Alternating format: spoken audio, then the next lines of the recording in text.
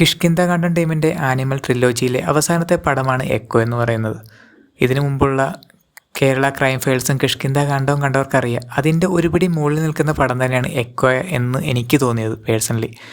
കാരണം അതൊരു എഴുത്തിൻ്റെ പ്രത്യേകതയാണ്. നമ്മൾ പ്രിഡിക്റ്റ് ചെയ്യുന്നതൊന്നുമല്ല സത്യം പറഞ്ഞു കഴിഞ്ഞാൽ സംഭവിക്കുന്നത്. അതിൻ്റെ ക്ലൈമാക്സൊക്കെ സത്യം പറഞ്ഞ ഒരുമാതിരി നമ്മൾ ചെസ്സ് കളിക്കുന്നത് ചെക്ക് വെക്കത്തില്ല, അതുപോലെയാണ് എനിക്ക് വന്നത്. ഒരു റൊമാൻറ്റിഫിക്കേഷൻ മൂഡൊക്കെ വന്ന് അത് വളരെ സെറ്റായിരുന്നു. ഇതിൽ പിന്നെ എടുത്തു പറയേണ്ടത് ഓരോരുത്തരുടെ അഭിനയമാണ്. വിനീതായാലും നരേനായാലും അശോകനായാലും മലയാള സിനിമ അധികം അങ്ങ് ഉപയോഗിക്കാത്ത ടീംസാണ്. പക്ഷേ ഇവരുടെയൊക്കെ ഒരു പീക്ക് അഭിനയം നമുക്കിതിൽ കാണാൻ പറ്റും. പിന്നെ എടുത്തു പറയേണ്ടത് സന്ദീപിൻ്റെ അഭിനയമാണ്. പണ്ട് ഞാനൊക്കെ +2 പഠിക്കുന്ന സമയത്ത് ഈ സന്ദീപിൻ്റെ കൂട്ടുകാരനും, പുള്ളി ഇപ്പോൾ ഡയറക്ടറാണ്, അവരൊക്കെ അഭിനയിച്ച ഒരു ഷോർട്ട് ഫിലിം ഞാൻ കണ്ടിട്ടുണ്ട്. പക്ഷേ ഇന്ന് മലയാള സിനിമയ്ക്ക് ഒരു ഒത്ത നടനായിട്ട് സന്ദീപ് മാറിയിരിക്കണം. കാരണം അതിലൊരു അഭിമാനമുണ്ട്.